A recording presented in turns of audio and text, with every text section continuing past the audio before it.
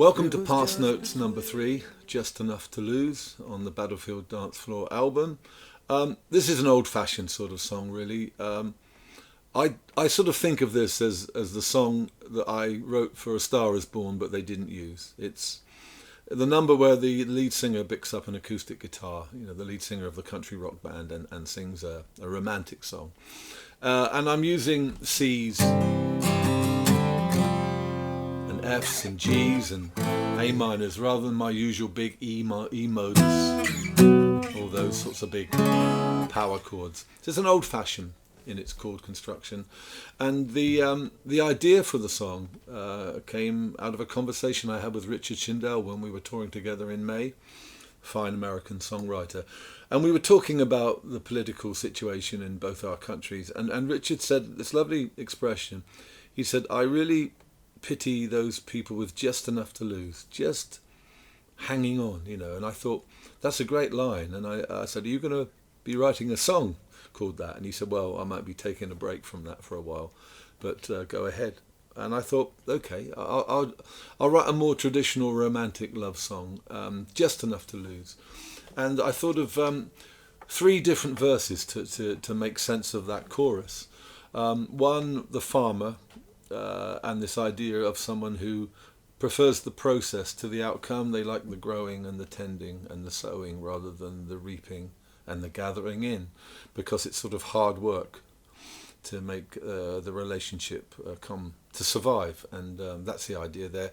The second verse is cinema, someone in a darkened room, and someone walks across the credits, but the actor doesn't learn his words and the scenes don't work, and at the end she leaves, and the shadow of her leaving and the closing credits combine, and I'm quite pleased with that as a lyric. And finally, a conductor. This lovely expression, the dying fall, which is the final note before the orchestra finally fades out, and then she's leaving. He fails to make the whole piece come alive. Bit arty, isn't it? But I think it's a nice lyric. And on the edited version of this song, we'll probably lose that final verse to keep it under 3.5 minutes, etc. So that's the idea of the song, and after it became that. But at first there was lots of processes leading to that stage. When I was on holiday in the Scilly Isles with the family, I just into my iPhone. No, sorry, this is me driving along, trying to workshop the idea and trying to make it come alive. This is on a little notepad. Here we go. What have we got here? Enough to thrive. So little I can use to keep the flame alive. This is me talking into the Your iPhone. love, you Well, I'm not only holding it. But if I had to choose, I'd settle in the end for just enough to lose. Okay, so that's me busking the lyrics as I'm driving along. This probably would have been late May, early June. Just enough to lose, but not Enough.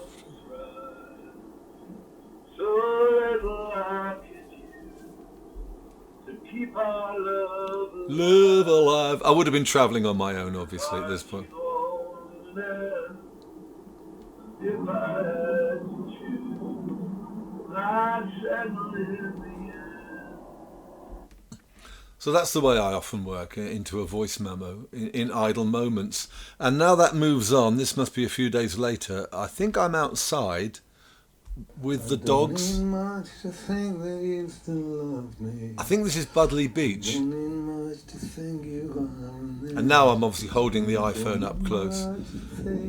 There's wind, you can hear the wind blowing. For the lightning down, singing the naked night. Working on the verse now. Not enough to thrive. So little I could use. You might hear the dogs barking in a minute. Your heart you only win. If I had to choose, I'd settle in the end. Just enough to live. Yeah, I'm trying to work the chorus and the verse together there. And it must have come together quite quickly, but because by now this probably would have been June, July, just before the recording session. I've got this.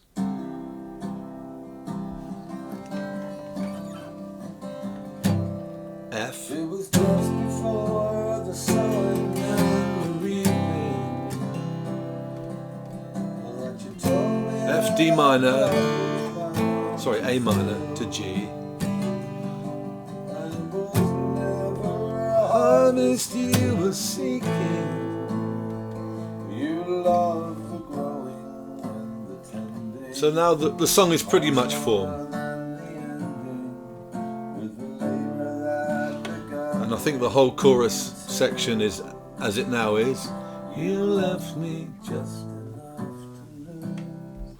Yeah, the song is now complete, and it was time then to record it.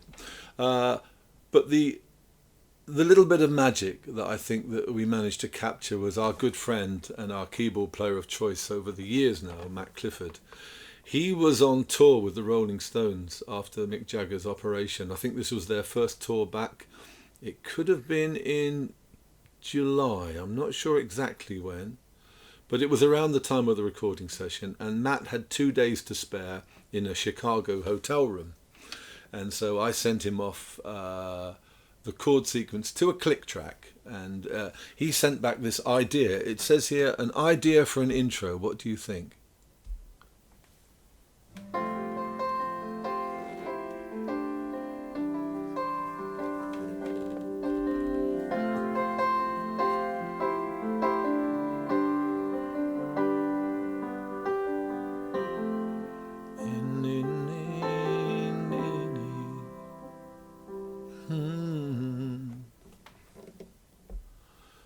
Matt has this amazing gift of playing these lovely chords with suspended notes, and over the years he's sent me quite a few little chord sequences like that that we've turned into songs, and I just want to sing along to them, you know. And it added, I think, the finishing touch to the song really. And so from his Chicago hotel room he sent a piano part and a Hammond organ part to Mark Tucker.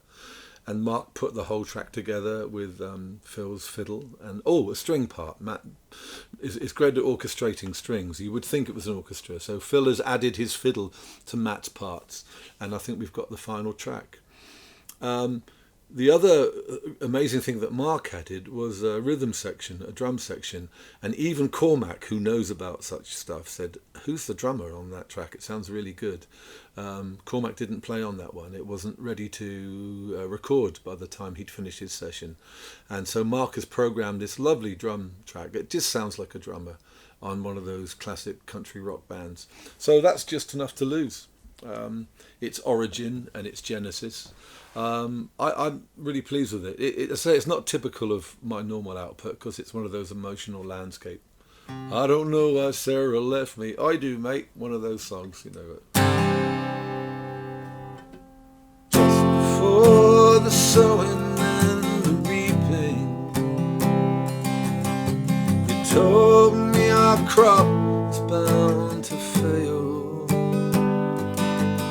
It was never the harvest you were seeking, but you loved the growing and the tending much more than the ending, for the labor that the gathering it entailed. You left me just enough to